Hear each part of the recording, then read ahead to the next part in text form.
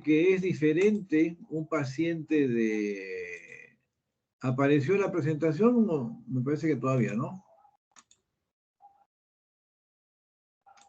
Todavía, doctor. Ahora sí. Un momento.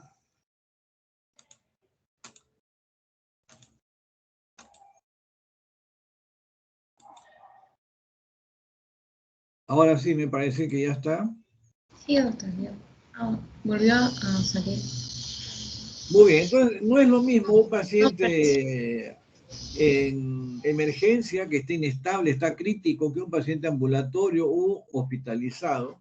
Doctor, las PPTs no aparecen. ¿Cómo? Las PPTs no aparecen. ¿No se ve la diapositiva? No las veo. O quizá algunos de los compañeros lo pueden ver. Qué raro. No, no se ve, doctor.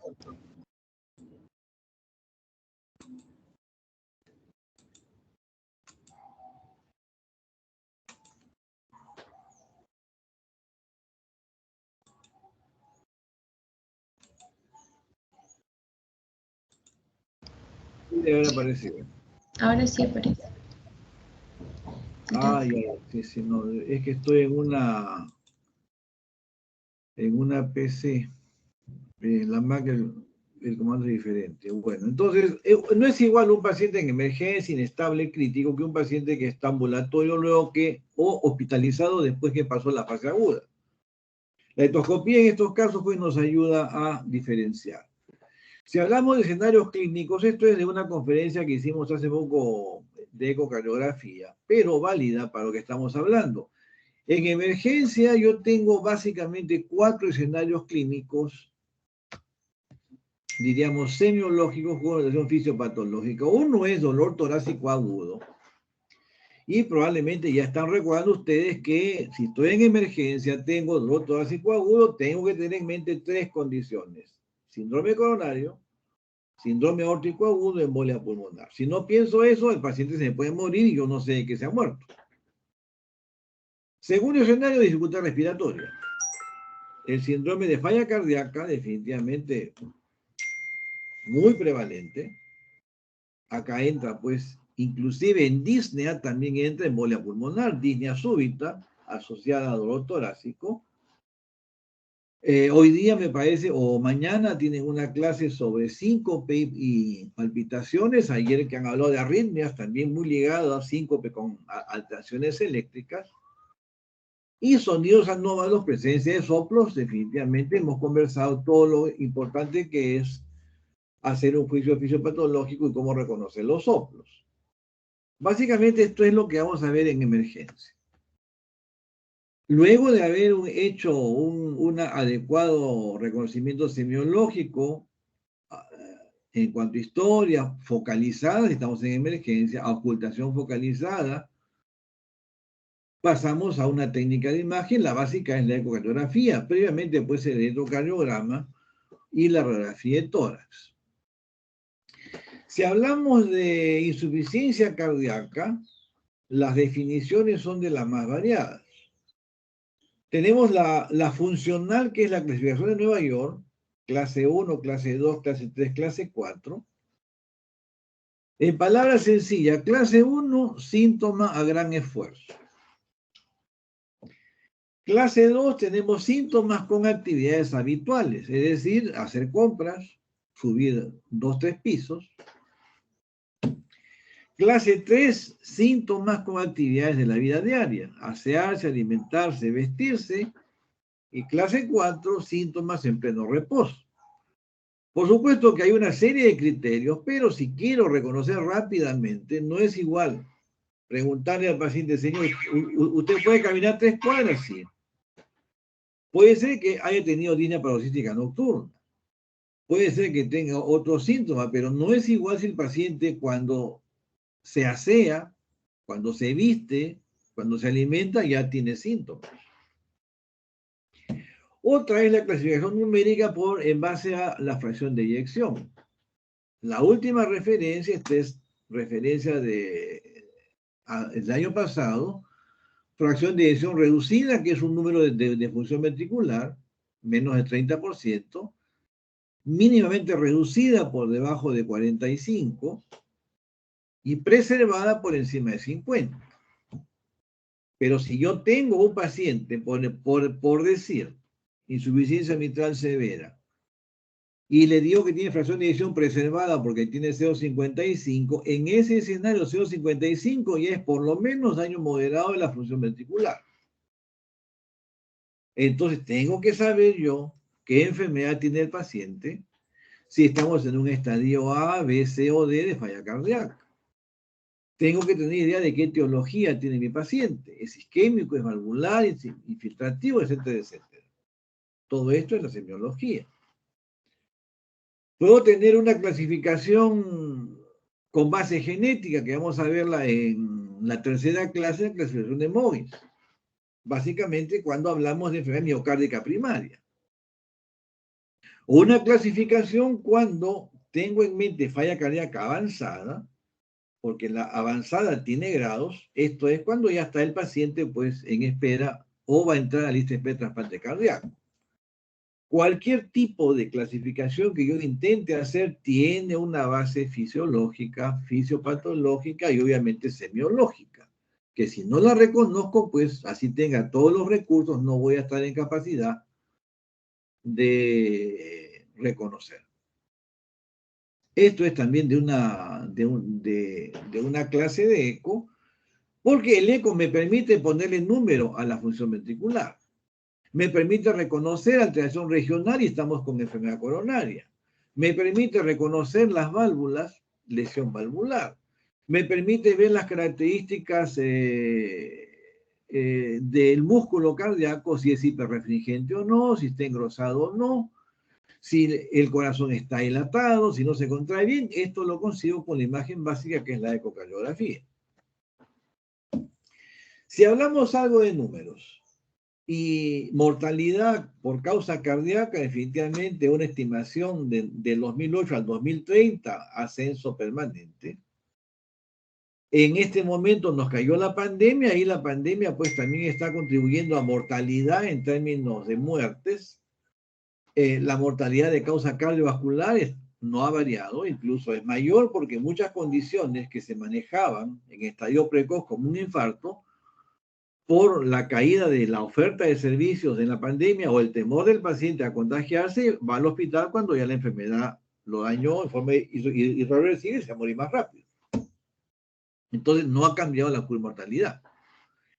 El perseguidor más cercano, que es el cáncer, hoy en día el paciente con las estrategias terapéuticas que hay, diagnóstico precoz, ya no se muere de cáncer. Se muere del daño cardíaco que genera la quimioterapia si no se reconoce o no se tamiza adecuadamente a qué paciente le voy a ofrecer quimioterapia. Hoy en día es posible con 3 medicamentos, mínimo 2, un modulador del sistema renal de angiotensina, un beta bloqueador y algunos proponen una estatina, limitar el daño de la quimioterapia de cáncer. Pero si no estratifico a qué paciente tengo que darle esa estrategia, se va a morir de falla cardíaca. Esto es parte de la historia básica que conversamos en nuestro curso de práctica de los grupos anteriores y veíamos que lo primero que debo preguntar es por los factores de riesgo cardiovascular. Porque si analizamos cuáles son, hipertensión arterial muy prevalente, tabaquismo, hay gente que todavía fuma. El tema es cuánto fuma y cuánto tiempo fuma. Diabetes ligado a obesidad, sobrepeso, hiperlipidemia igual.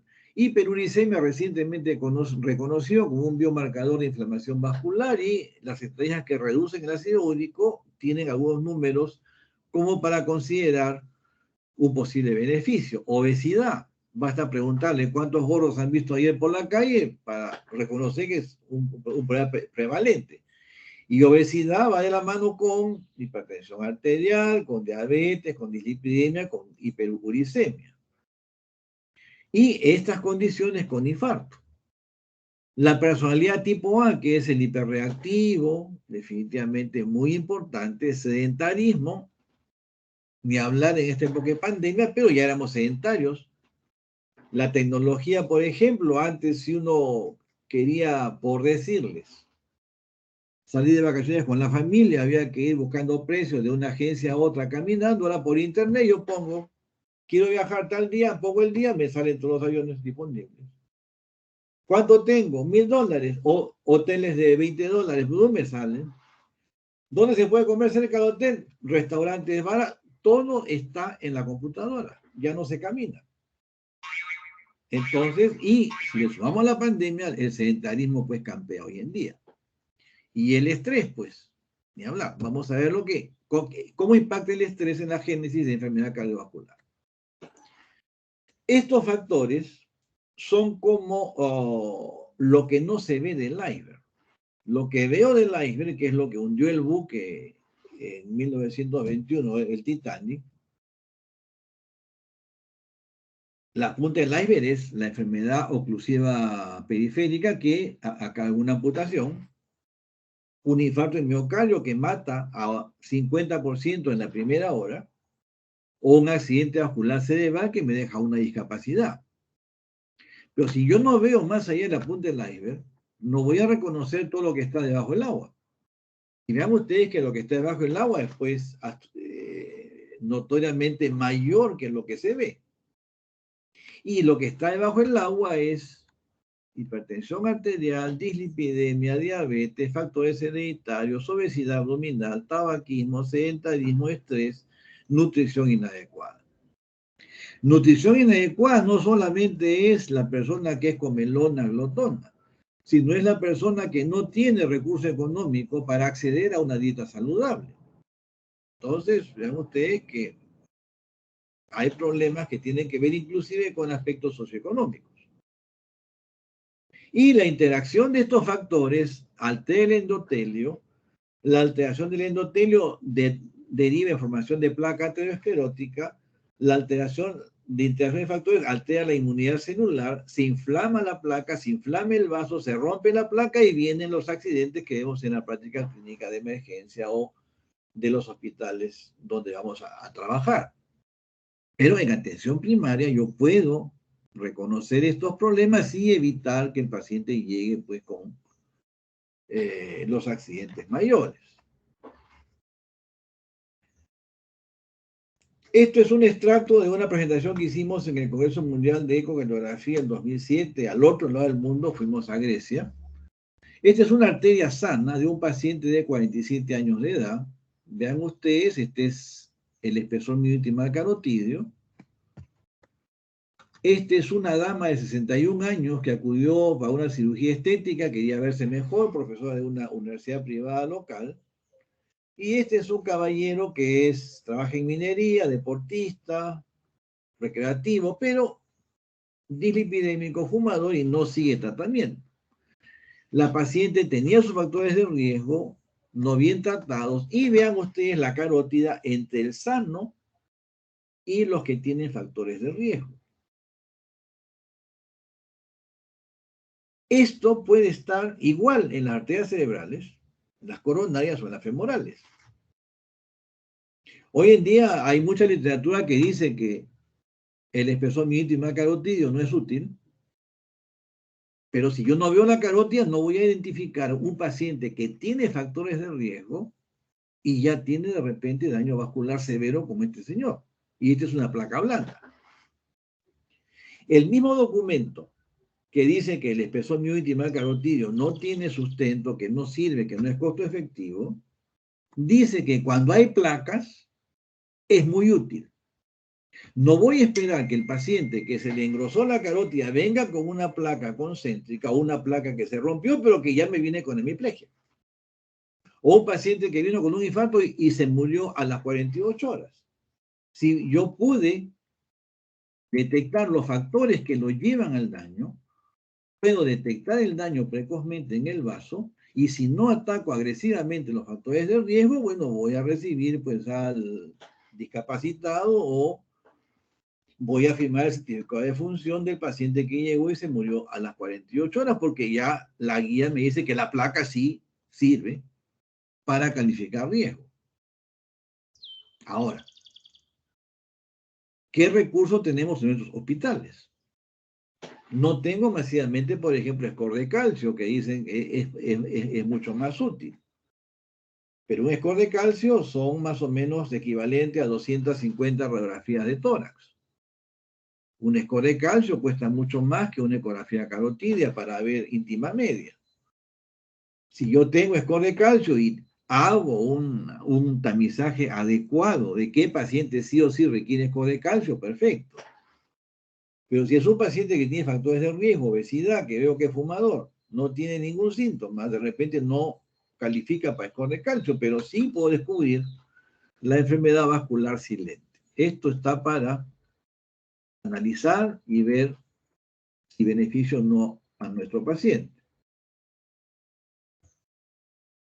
Hablando de, bueno, lamentablemente, pues cuando hay daño vascular, la muerte ya está a la puerta de la esquina.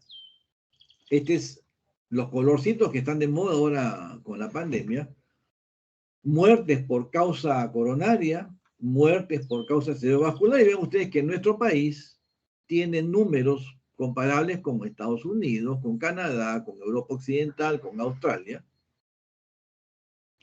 Quisiéramos parecernos en otras cosas, como por ejemplo el orden que hay en Australia. Ayer ha habido todo un problema con un tenista famoso que no se ha querido vacunar y no lo han dejado entrar para el campeonato de Australia. Y es uno de los más famosos del mundo, el número 1 del mundo en tenis. Pero usted no entra. ¿Por qué? Porque no cumple con nuestras leyes. En cambio acá, pues, van al palacio, entran al baño, encuentran $20,000. Bueno, estamos en el Perú. Hay diferencias, pero en enfermedad vascular estamos parecidos o casi iguales. Enfermedad específica, enfermedad isquémica del corazón, sexta causa de muerte en el Perú. Enfermedad, un momentito, cerebrovascular, séptima causa. Enfermedades hipertensivas per se, novena causa. Entonces, de las 25 causas ya tengo 3 boletos, incluso la quinta causa, otra forma de enfermedad del corazón. De los 25 boletos premiados, 4 son de causa cardíaca. Tener cuidado cuando sospeche o diagnostique enfermedad cardiovascular. Hablando de factores de riesgo, estudios Tornasol 1 y 2 de factores de riesgo mostraron una alta prevalencia de hipertensión arterial en la población peruana. 2006, 23.7, 2011, 27.3, con la definición vigente del JNC7. Este es del 2003. Por supuesto de que este es el JN7, es Estados Unidos. Tenemos números locales, la guía latinoamericana de hipertensión arterial. Esto es publicado, cifras del 2017, la última revisión hecha el año pasado mantiene esta clasificación que es igual a los europeos, en donde la cifra diagnóstica es igual por encima de 140-90, igual que lo que se empleó.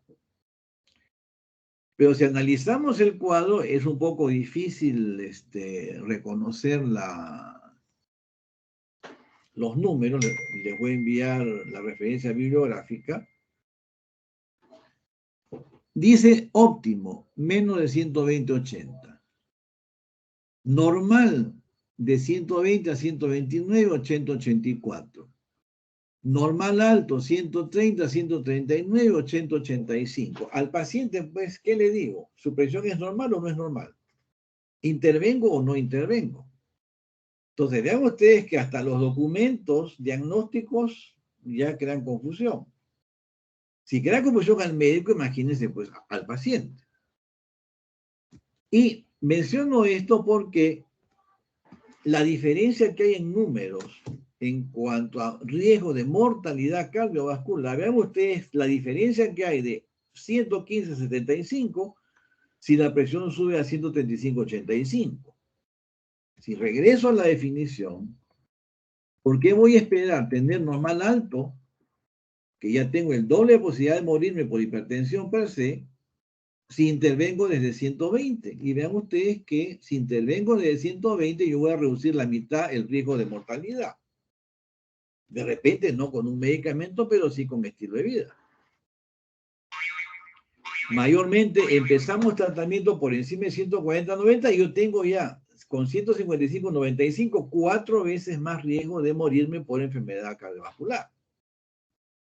Esta pregunta la hemos hecho más de una vez en los eventos y, bueno, se arma la discusión y al final, bueno, hay que revisar.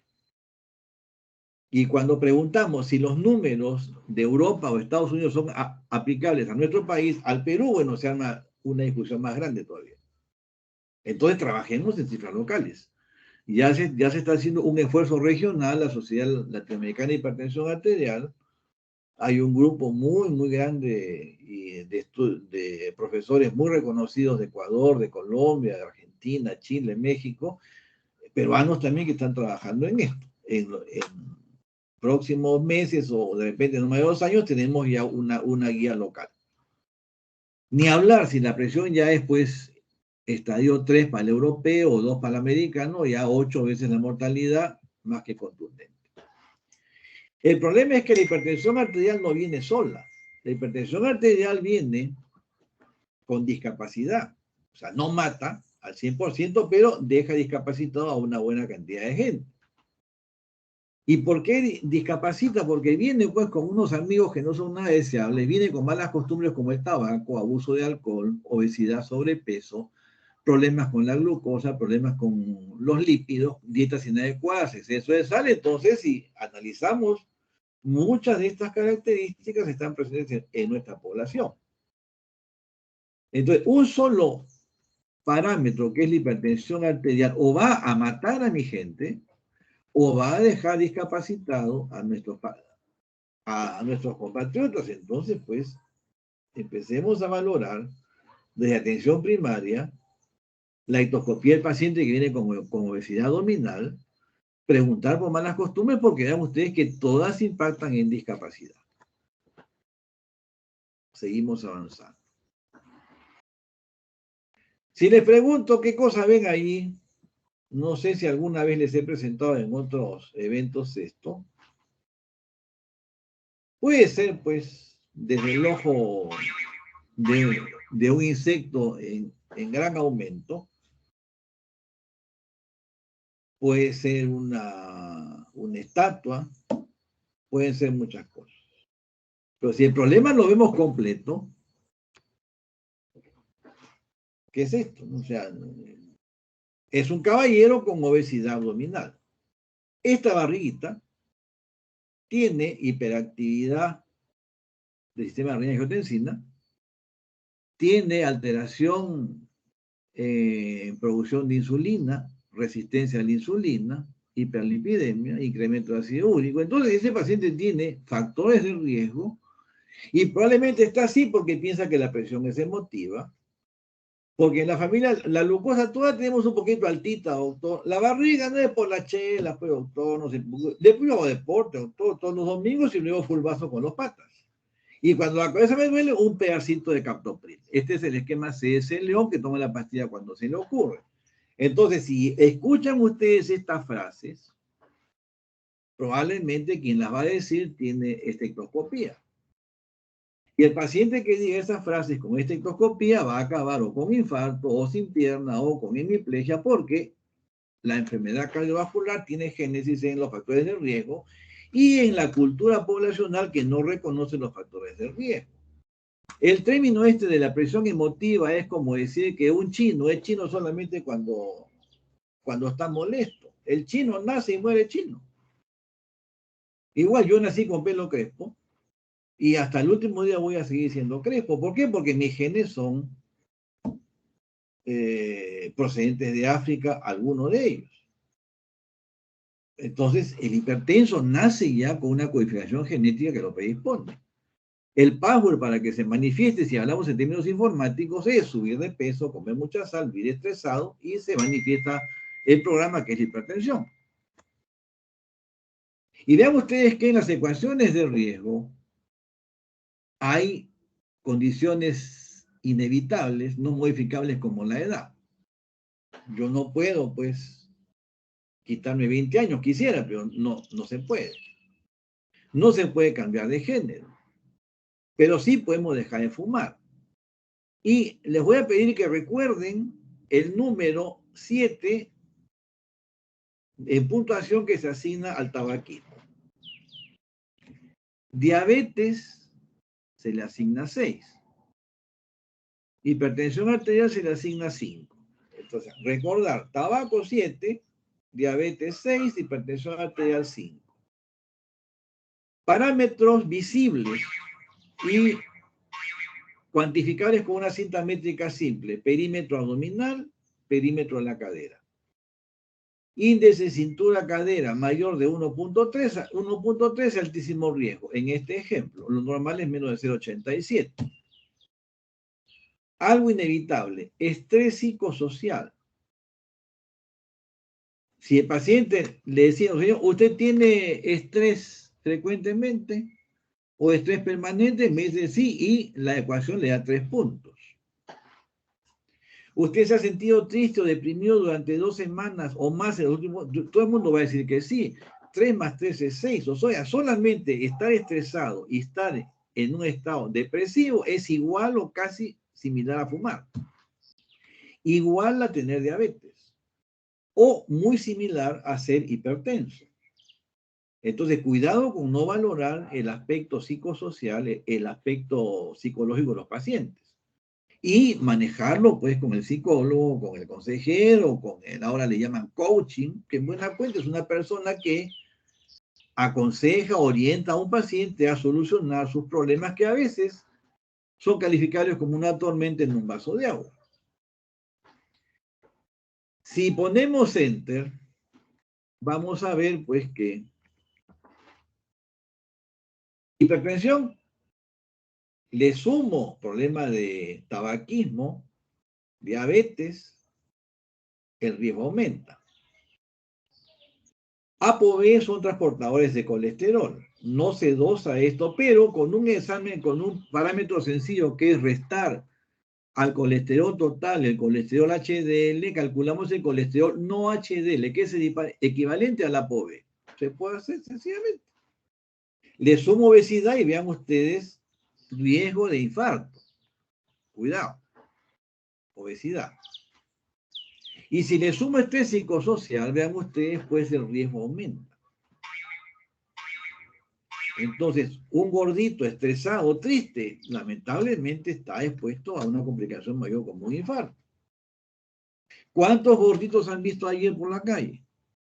¿Cuántos gorditos renegando, preocupados han visto? Entonces, cuidado que vamos a tener una pandemia de enfermedad vascular aterosclerótica en los próximos años.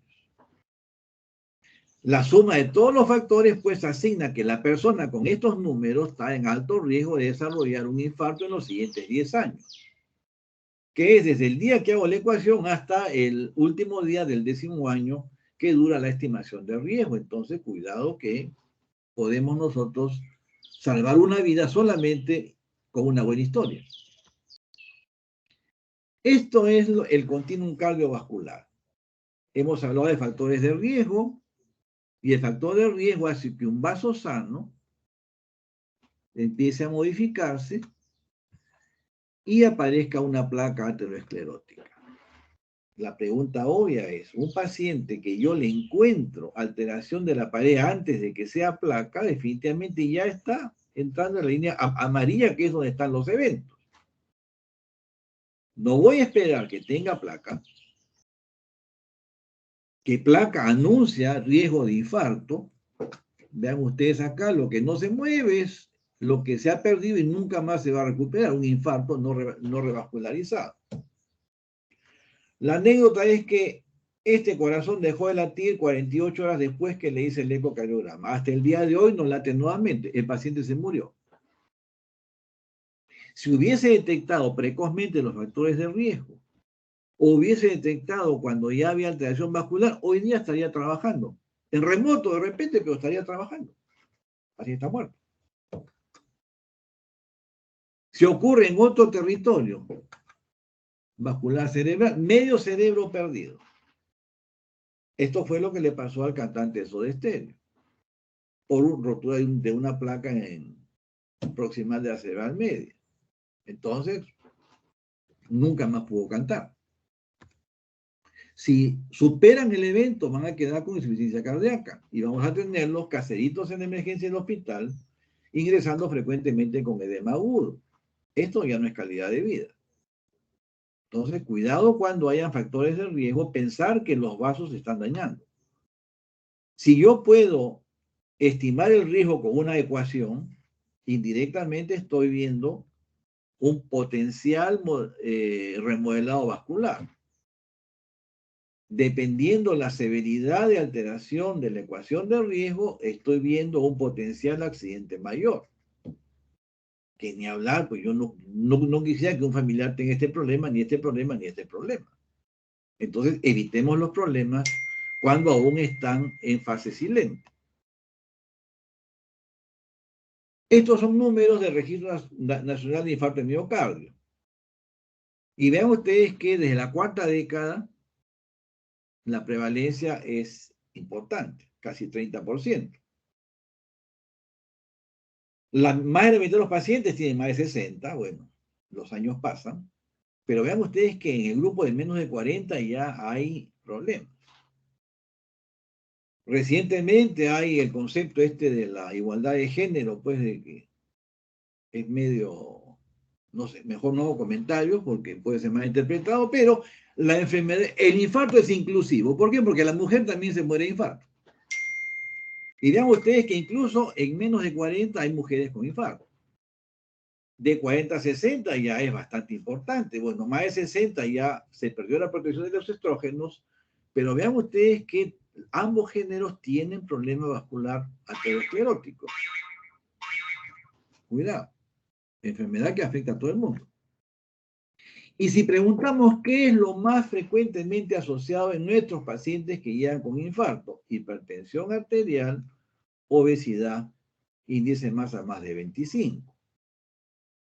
En menor proporción diabetes, hiperlipidemia, tabaquismo, casi misma proporción que la diabetes, pero hipertensión y sobrepeso, cuidado, camino al infarto en la población peruana.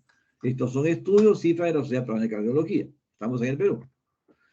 Entonces, hablando algo de semiología de enfermedad coronaria, esto se va a hablar más en detalle en la clase de infarto agudo. Tenemos nosotros, pues, que pueden haber dolores atípicos con un electro que puede ser normal, pero si no pienso mal y hago al paciente un protocolo de seguimiento de 3 horas o 4 horas mínimo con electrocardiograma seriado y biomarcador sérico troponina, lo puedo mandar a su casa como que es dolor no cardíaco. Pero hay un grupo que va a desarrollar angina. Y de los grupos que desarrollan angina, hay un grupo que puede desarrollar infarto. O sea, yo puedo mandar a casa a un paciente que potencialmente va a tener un infarto. Puede ser de que el síntoma ya sea más sospechoso, que ya tenga un electro con cambios sutiles de repolarización y obviamente este paciente no sale hasta que yo tenga por lo menos 3 electros sin variación o con mejoría y 3 troponinas negativas. Cuando el síntoma es característico, tiene electro característico, bueno, el tamizaje es vamos a estratificación no invasiva o estratificación invasiva, pero este paciente ya no sale del hospital. O a veces, lamentablemente, la mitad llega o en choco han hecho arresto cardíaco. Porque el infarto es con elevación de segmento ST, la mortalidad es aproximadamente 50% en la primera hora. Este paciente, si no va a angioplastia primaria, lamentablemente es posible que no se recupere. Pero recordar que la semiología tiene importancia capital. En la semiología se incluyen antecedentes, el tipo de dolor, el análisis con sospecha, acuciosidad del electrocardiograma y sobre todo seriado, al igual que los biomarcadores, evitan pues de que cometamos el error de mandar a casa a un paciente que probablemente va a venir después con un infarto o puede venir o hacer un arresto cardíaco en su casa. Y tener muy presente que en el síndrome coronario el tiempo es oro, el tiempo es músculo. El músculo es salud. Y con la salud se puede conseguir riqueza. Por eso tiempo es oro, tiempo es músculo. He hecho las dos frases. Desde que se ocluye el vaso y hay hipoperfusión subendocárdica, es detectable con la tecnología actual. Sea con ecocardiografía avanzada de strain, resonancia magnética, perfusión miocárdica o score de calcio coronario. Pero obviamente, pues no toda la población tiene acceso a esto. Y si dice, me duele el pecho en 5 minutos, ¿cómo le hago resonancia? No se puede. Pero sí puedo hacer una historia clínica. A los 30 minutos ya hay disfunción diastólica que la reconozco con un cuarto ruido. A los 30 minutos. Eso sí se puede hacer. Casi a los 30 minutos también empieza a haber ya alteraciones contráctiles reconocibles con el strain o con el eco convencional. A los 45 minutos ya es más que evidente alteración de disfunción sistólica. Y casi entrando a la segunda hora empieza a haber edema miocárdico y a los pocos minutos necrosis miocárdica. O sea, si yo no hago un estadiaje de en qué momento empieza el dolor, de repente puedo asumir que empezó cuando ya tiene 8 horas de evolución, cuando ya hay necrosis y aparentemente hemorragia microvascular intramiocárdica. Si yo doy un trombolítico cuando ya tengo este cambio, voy a ocasionar un hematoma intramural y probablemente una rotura cardíaca. Voy a agravar el problema. Por eso la historia de tiempo de inicio del síntoma o tiempo de acentuación marcada del síntoma es importantísimo en la decisión terapéutica con base a la cascada isquémica. Por supuesto que es revascularizar como sea, sí o sí.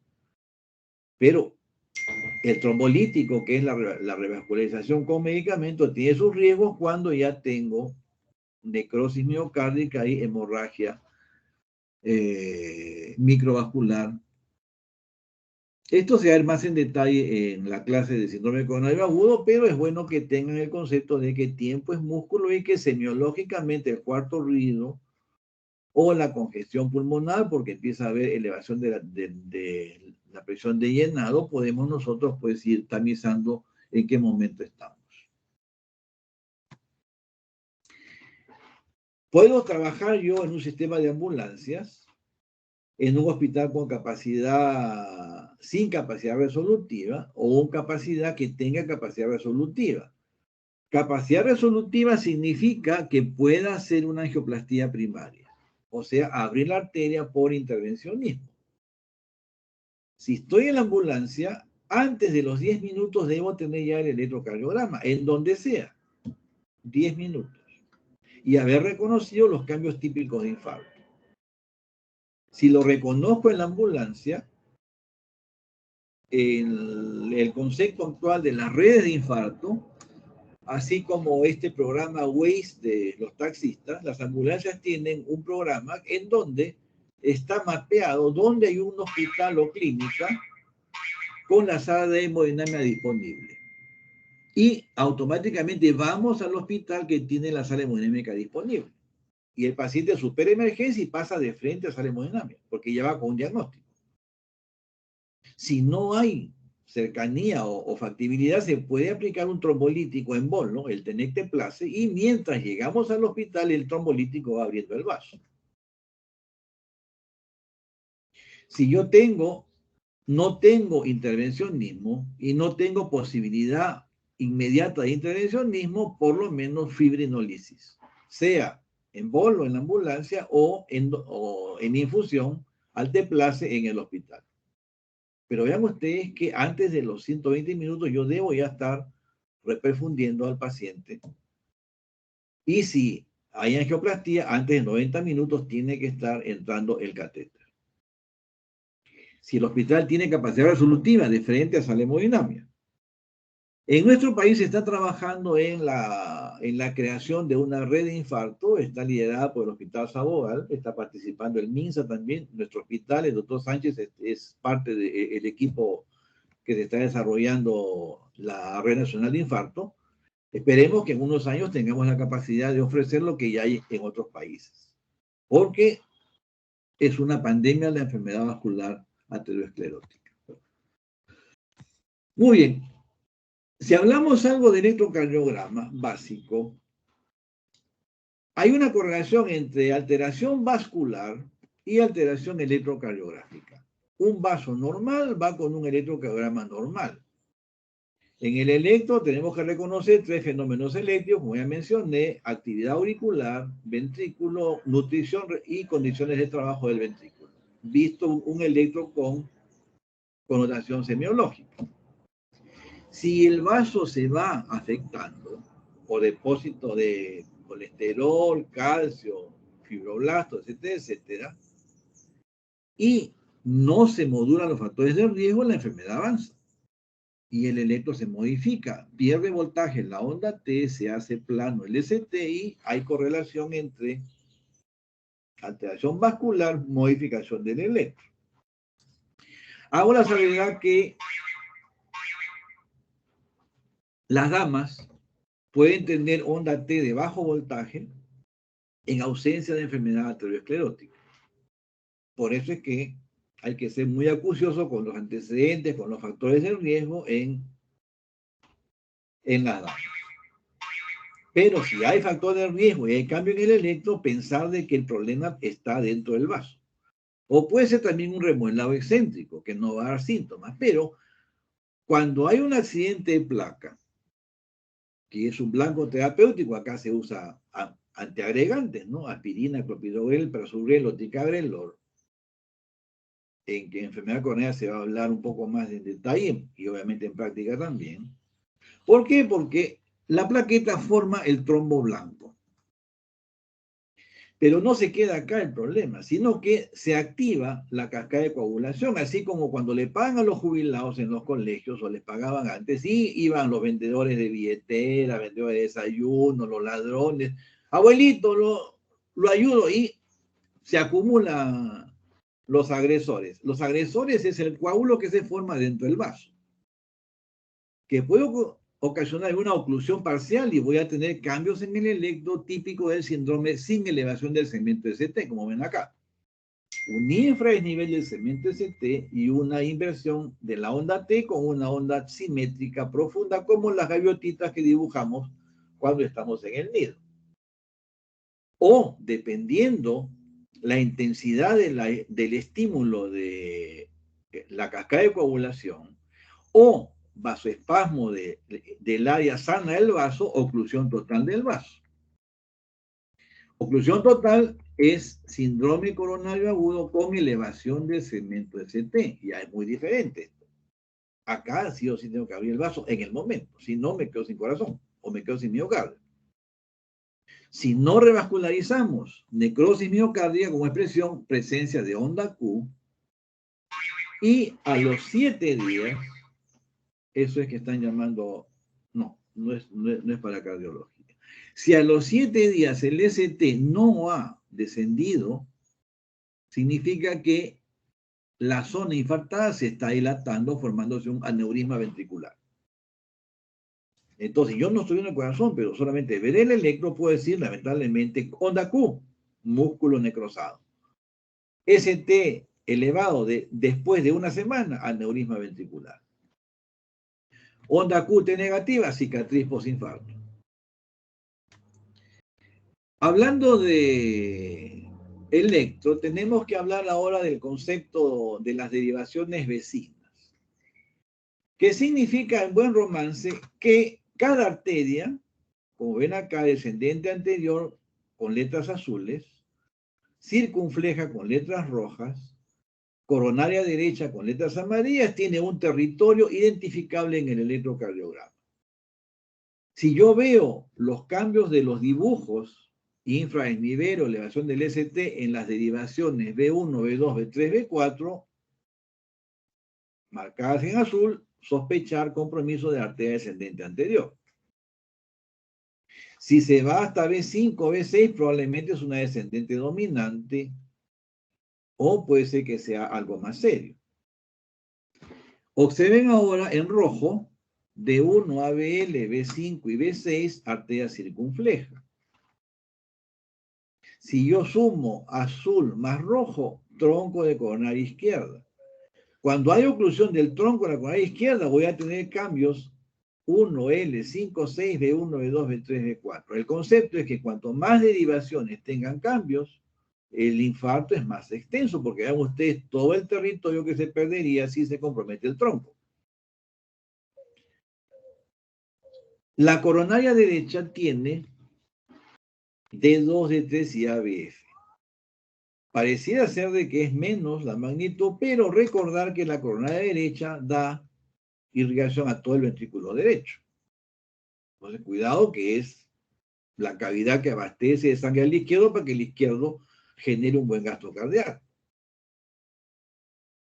La coronaria derecha, cuando es dominante, es decir, cuando da esta arterita de acá, que es la descendente posterior, puede irrigar la pared posterior, que es B7, B8, B6, puede estar afectado también. Y cuando tenga sospecha de compromiso de coronaria derecha, tengo que sí o sí hacer derivaciones precordiales derechas para ver ventrículo derecho, que en práctica se va a explicar dónde se ubican los electrodos para ver precordiales derechas. Pero el concepto que tiene que llevar es de las derivaciones vecinas. Descendente anterior, B1, B2, B3, B4. Arteria circunfleja de 1 a BL, B5, B6. Coronaria derecha, D2, D3 y ABF. Para decir que hay un problema coronario agudo, por lo menos dos derivaciones vecinas deben tener cambios como el dibujo que presentamos. Ese es el concepto de las derivaciones vecinas. Entonces, ante la sospecha, hoy en día lo que se propone es troponina ultrasensible con resultado en 1 hora. Por supuesto, cuando el electro no es totalmente convincente. Si el electro es característico, se procede de inmediato. Se confirma de todas maneras con troponina porque cuanto más alta sea la troponina, el infarto es más grande. O sea, el tamizaje con troponina puede descartar el infarto y dar de alta al paciente, o mandarlo a observación, o mandarlo a angioplastía, o a trombolisis.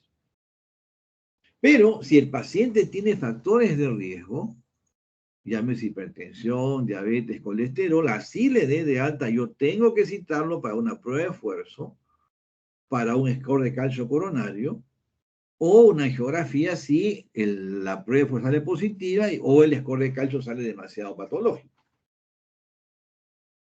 Si el paciente ingresa a observación, definitivamente lo óptimo es hacer una angiografía, diagnóstico anatómico. Si el ST es elevado, angiografía de frente. Ahora, si hay dudas, la ecocardiografía entra acá, porque si identifico alteraciones de motilidad regional o equivalentes como elevación de las presiones de llenado, refuerza la sospecha de un síndrome coronario agudo. Entonces, en la evaluación inicial de un infarto, la clínica, obvio, factores de riesgo, electrocardiograma, troponina, ecocardiografía. Para no olvidar que hay condiciones identificables del mecanismo posible que me lleva a una insuficiencia cardíaca. Si yo escucho un cuarto ruido, probablemente esté pensando pues en hipertensión arterial, enfermedad coronaria, porque producen mayormente difusión diastólica. Si escucho un tercer ruido, disfunción sistólica, y va de la mano con la palpación de un impulso ventricular izquierdo importante. El doctor Orellana ha hablado ayer sobre arritmia, sí, ocultación de ritmo irregular, de muy alta frecuencia o de muy baja frecuencia, me lleva a problema eléctrico. Ocultación de soplo me lleva a sospechar o alteración valvular o congénita, cortocircuitos. Vean ustedes de que hay signos que me pueden orientar el camino de la pesquisa diagnóstica hacia posibles etiologías. A propósito de fibrilación auricular, este es un paciente de 68 años de edad y he puesto que la pared se cae para decir que todo se derrumbó y van a ver por qué todo se derrumbó, como dice la canción. Hipertenso, dislipidémico, 5 años de evolución sin tratamiento, algo muy frecuente en nuestro medio. ¿Por qué todo se derrumbó? Porque el paciente tiene ya una complicación asociada a la hipertensión arterial, que es hipertrofia ventricular izquierda, calificada por las características del electro, de la repolarización. La dificultad que hace una hipertrofia al llenado, o sea, al trabajo que hace el aurículo, lo ha llevado a una pérdida de ritmo sinusal normal y tenemos una arritmia, una fibrilación auricular. que entre otros problemas lleva a la formación de coágulos en las cavidades. El coagulito se desprende, se va arriba y el paciente llega por una complicación asociada a la fibrilación auricular. Pero vean ustedes que no es tan sencillo la fibrilación auricular. En mi pareja derecha, disartria, desorientación, trastorno de sensorio. ¿Por qué ocurrió esto? Otro caso de fibrilación auricular. 33 años, en este caso, paciente más joven, palpitaciones, disnea, ortopnea, falla cardíaca, dolor abdominal, hipotensión, crepitantes en ambos emitoras, que se puede ver acá, edema interlobar, la mal llamada sisuritis, porque no es inflamación, sino es edema interlobar, edema alveolar por algunos sitios, redistribución de flujo por otros, y hasta inclusive oligoemia periférica, diciendo de que lamentablemente la presión arterial pulmonar está muy alta a juzgar por esa arteria pulmonar notoriamente visible. Un soplo diastólico mitral, en el ecocardiograma, un coágulo ocluyendo las venas pulmonares derechas. Si regresamos y vemos el emitoras derecho, vean ustedes que los signos de hipertensión venocapilar son más notorios en el pulmón derecho. ¿Por qué? Porque las venas pulmonares están ocluidas parcialmente por un trombo. Entonces, vean ustedes que la radiografía me puede hacer sospechar, inclusive hasta alteraciones estructurales que me va a mostrar la ecocardiografía. Los clínicos antiguos me decían, y el maestro Vidal además una vez me dijo, doctor Almendaris, por favor, vea si hay trombo que está tapando las venas pulmonares. Y dije, pero ¿cómo así el doctor sabe que puede haber un trombo? Simplemente con una interpretación fisiopatológica de la radiografía, que es lo que debemos hacer. Una estenosis mitral, arritmia, una fibrilación auricular, éstasis de sangre, estado hipocoagulable, se formó un coágulo que empezó en la orejuela y prácticamente la mitad de la aurícula izquierda está ocupada por el trombo. Y entonces no hay borrón y cuenta nueva, como se dice, porque el primer caso, vean ustedes, llegó con la presión elevada, hemiparesia, sonoliento, babisque, hizo un accidente cardioembólico y lesión cerebral definitiva para el resto de la vida. La pregunta es, pues, la calidad de vida que este paciente tiene y va a tener su familia para el resto de la vida es muy diferente que antes del evento. Yo no puedo llegar, pues, no puedo darme el lujo que un hipertenso me desarrolle hipertrofia ventricular izquierda, me desarrolle fibrilación auricular para decir, señor, adhiérase al tratamiento. No hacer nada significa inercia terapéutica. Cuando el paciente cumple, significa adherencia terapéutica. Si cumple más de 6 meses. Si cumple más de 2 años, se llama adherencia terapéutica tardía. Entonces, el paciente tiene que adherirse, tiene que cumplir. Más de 2 años se llama persistencia terapéutica, perdón. Persistencia. O sea, el paciente persiste cumpliendo. Vamos a evitar estos problemas. Si el paciente tiene hipertensión arterial, yo no lo llevo a cifras meta 130-80, significa que tengo inercia terapéutica. Si el paciente al mes va y me dice, señor, su presión sigue elevada, no me dice, y ya terminé el tratamiento. No le expliqué bien que el tratamiento es permanente. No se adhirió al tratamiento, pero parte de un error que no se le explicó bien. O el paciente de repente no confió en lo que el médico le dijo porque el médico no le inspiró confianza. Mucho cuidado, hay que inspirar confianza al paciente. Si el paciente pasa 6 meses y no se controla, no persiste en el tratamiento. Tenemos que ser acucios y trabajar en equipo. Trabajar con el nutricionista, con el psicólogo, con el entrenador personal, porque la actividad física es muy importante para el manejo de la hipertensión arterial.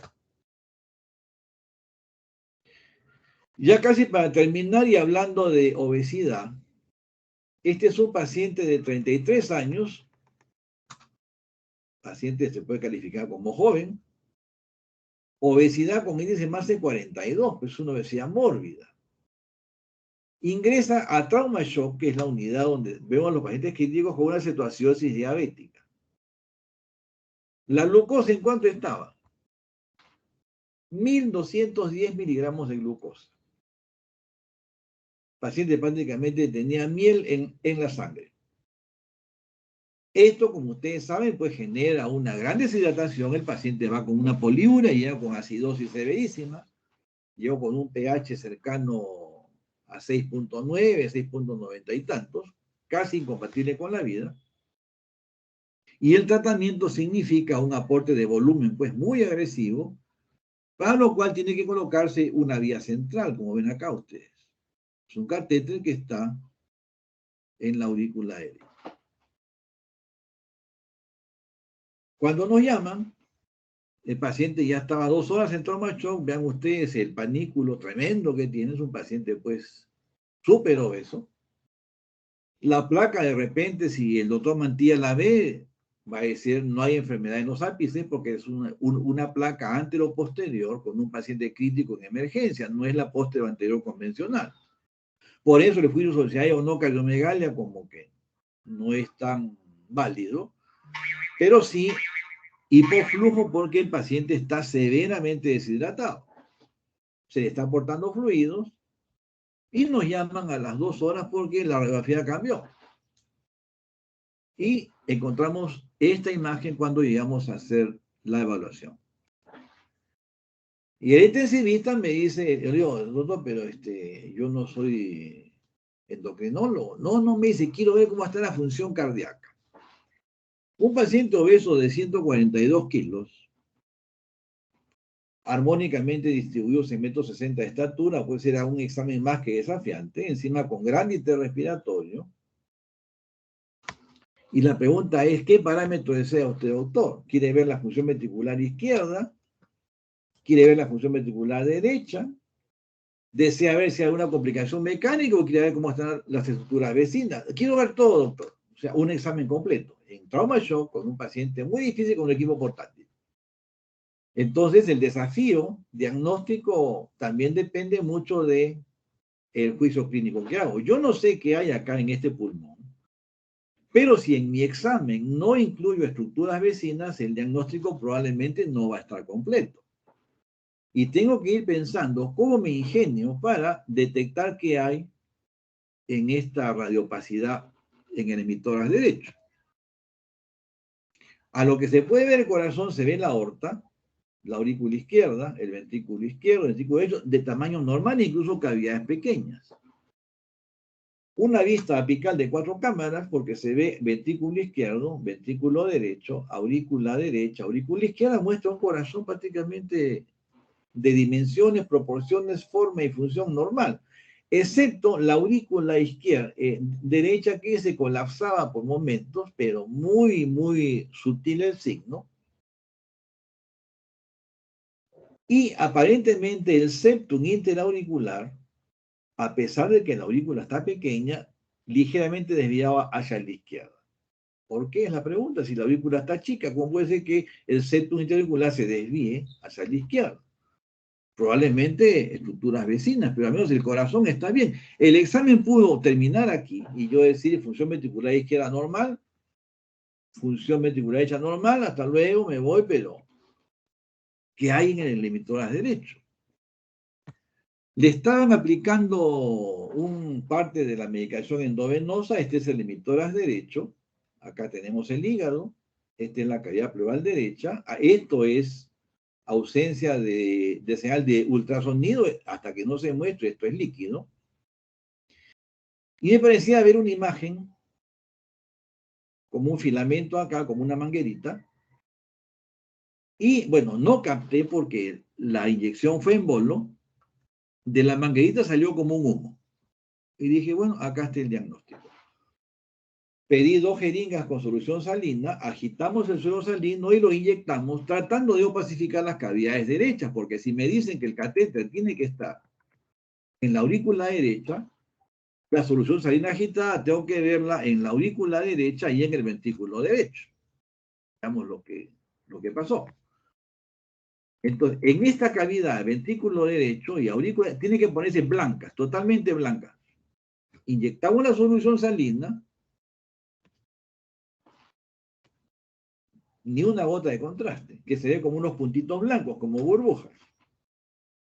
Entonces, ¿a dónde se fue el contraste? Si lo inyectaron por el catéter que estaba supuestamente en aurícula derecha. Se mueve el transductor hacia el emitor derecho y la burbuja, todo se fue al emitor derecho, se confirmó el diagnóstico de perforación de vena cava superior o perforación de aurícula derecha. Y todos los 5 litros de agua que le habían pasado al paciente, todos estaban en el emitor derecho. Indicación, toracotomía exploratoria, acá está el catéter, se había perforado la vena cava, se suturó vena cava, y el paciente hoy día tiene un índice de masa de 28, está vivo, ya no es más obeso y se ha adherido al tratamiento. Entonces, si yo pido un examen, tengo que saber qué pido. Si yo hago un examen, tengo que saber qué hago. Y si yo interpreto un examen, tengo que saber qué interpreto. Si a mí no me piden estructuras vecinas, me quedo acá nomás. Y el paciente ya estaría muerto. Justo, ya estamos por terminar y entra la primera llamada.